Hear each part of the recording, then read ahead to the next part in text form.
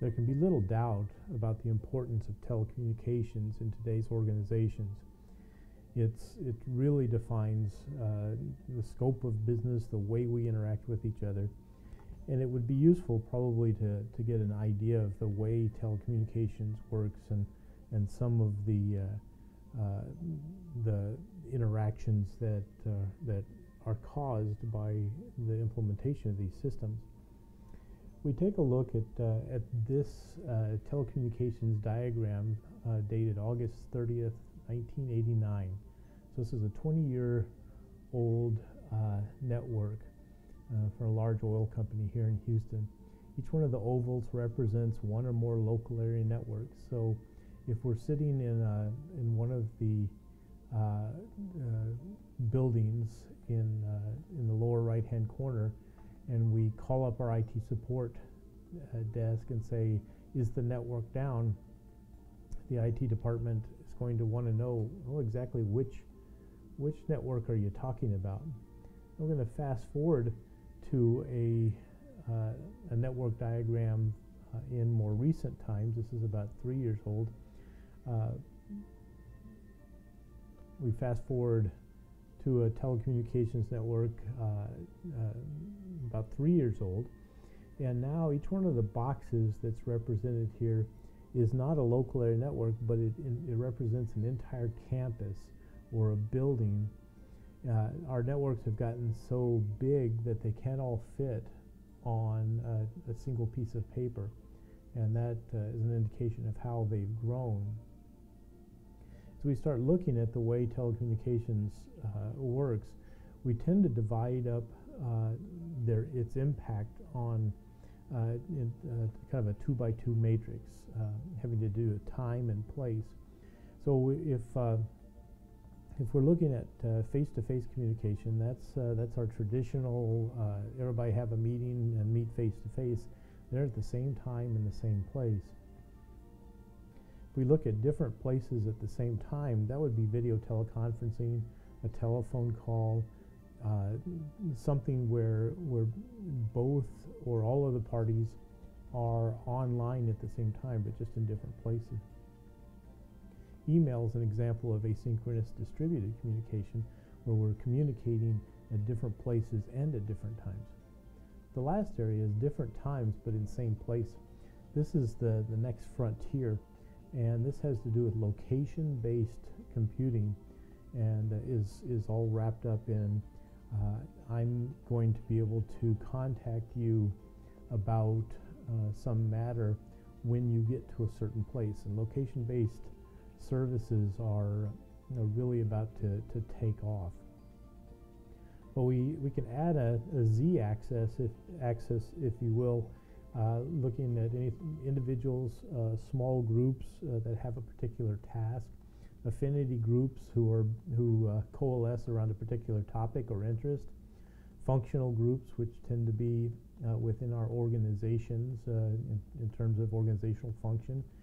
There's the organization itself communicating to itself, communications between organizations, and finally what we call unorganized communication. And this is communication between people who don't know one another and actually don't have anything in common, but are communicating nonetheless.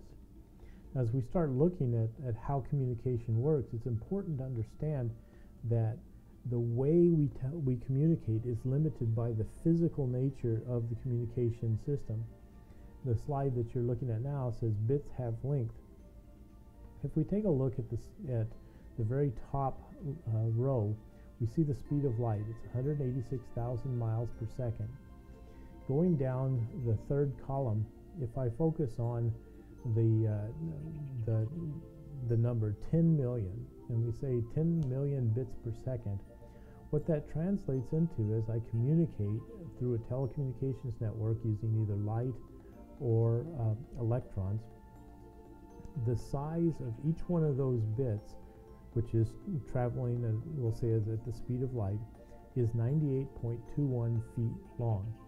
That means in a local area network that's running around in your building, or the local area network that you're using right now, the ones and zeros, if it's a 10 million bit per second network, each of the ones and zeros in the communication path is 98 feet long. Now it's traveling at the speed of light, but it's still really, really long. And this is where the concept of bandwidth comes from. Now notice as we go from a low number of bits per second to a large number of bits per second, what happens to our bit? The bits get smaller.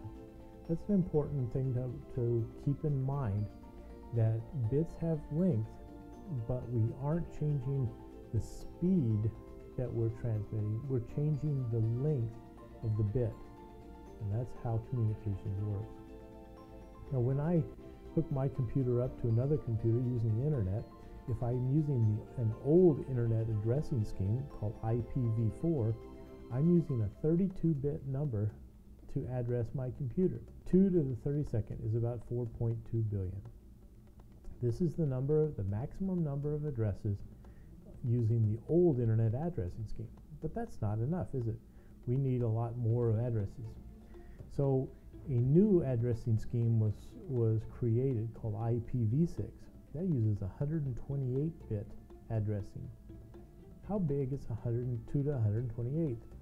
Well, if I use my calculator, it overflows.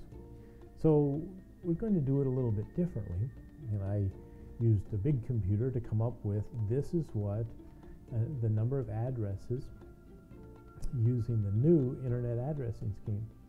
Now that's a big old long number. So I thought I would put it in terms we could talk about. And you'll see kind of on the diagonal there's hecto, kilo, mega, giga, tera, peta.